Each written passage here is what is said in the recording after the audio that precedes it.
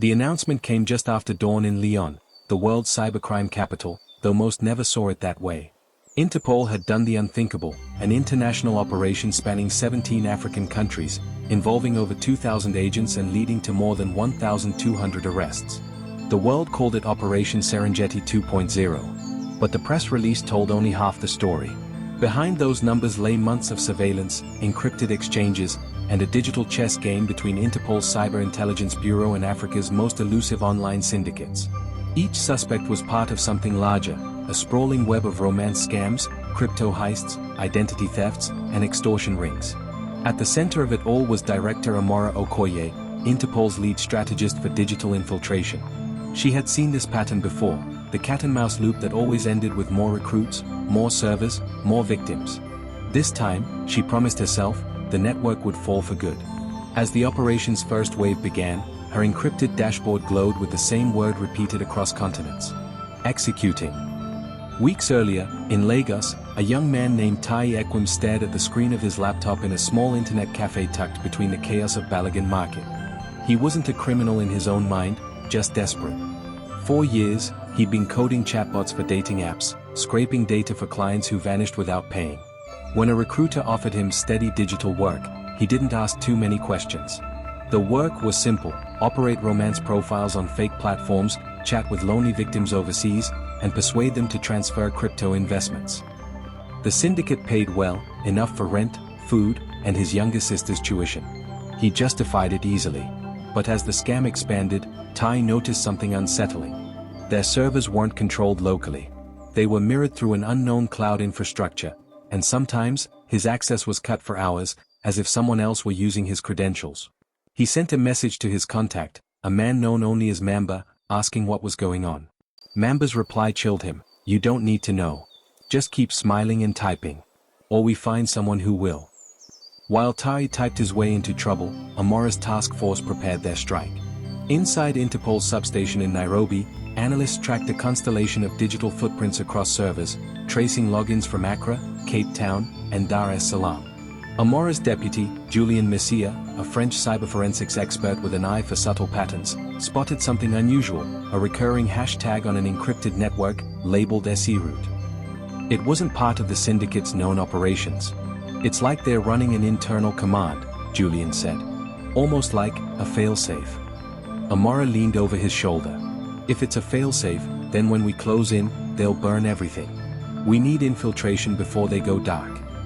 Thus began Phase Alpha, the silent entry. Agents in 4 countries infiltrated the network with cloned devices and shadow accounts. Their goal wasn't arrest, it was to make the hackers believe they were safe. For 2 weeks, nothing happened. Then, at 2:13 a.m., one of their fake nodes lit up with a direct ping from Mamba himself. Tai's conscience began to crumble. The investment victims weren't faceless anymore. One woman from Canada had sent him her life savings, believing he was her fiancé. Her messages grew desperate, pleading for help when she realized she'd been scammed. He wanted out. But when he told Mamba, the reply came with an image of his sister walking home from school. No caption. Panicked, Tai knew he was trapped. He started copying fragments of chat logs and code, quietly building a file to expose the network. He didn't know that, at the same time, Amora's task force was closing in from the opposite side, following the same server trail. In Nairobi, Julien intercepted a packet containing metadata identical to Tai's transmissions. "Someone inside their ranks is leaking," he said. "Not to cover tracks, to help us." Amora hesitated. "Then let's not lose him." Interpol agents moved quickly.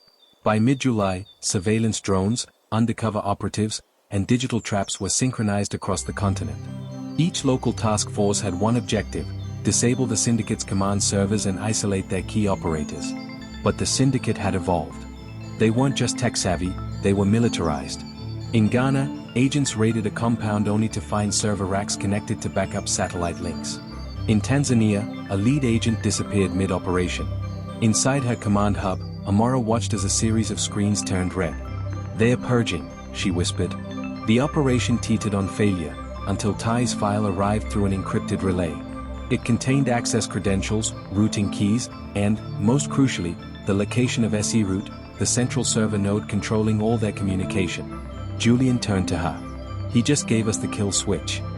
Amora's pulse steadied. Then we take it. The assault on SE route began before dawn. It was located in an abandoned textile factory on the outskirts of Abuja, disguised as a printing company. Interpol worked with Nigeria's anti-cybercrime unit to launch a coordinated strike. Drones swept the perimeter, while digital teams breached the firewalls remotely. Inside, operators scrambled to erase disks, shouting over the hum of generators. Tai, still under watch by Mamba's men, realized this was his only chance. Using a pre-programmed malware key, he delayed the purge sequence by 60 seconds, enough time for Interpol to capture the live logs. Then, as boots thundered across the floor above, he heard shouting and gunfire. When Amora entered the control room minutes later, the servers were still running.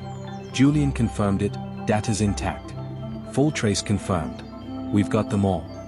Amora scanned the room. Among the arrested operators, she spotted Tai, handcuffed, trembling, but alive. Interrogations ran for weeks. Mamba escaped, vanishing into encrypted anonymity, but the syndicate's infrastructure was dismantled. Over 1,200 suspects across the continent were in custody. The press called it the largest cybercrime operation in African history. Still, victory came with unease. Amora knew that behind every cracked server, there was another waiting to rise. She submitted a sealed report warning that unless governments invested in local digital literacy and youth opportunity, the cycle would repeat. Tai, meanwhile, struck a plea deal. His testimony helped uncover hundreds of secondary operators. Amora visited him once, before his sentencing. "You had a choice," she said quietly. "I didn't," he answered. "Not until I met you." For the first time, she smiled.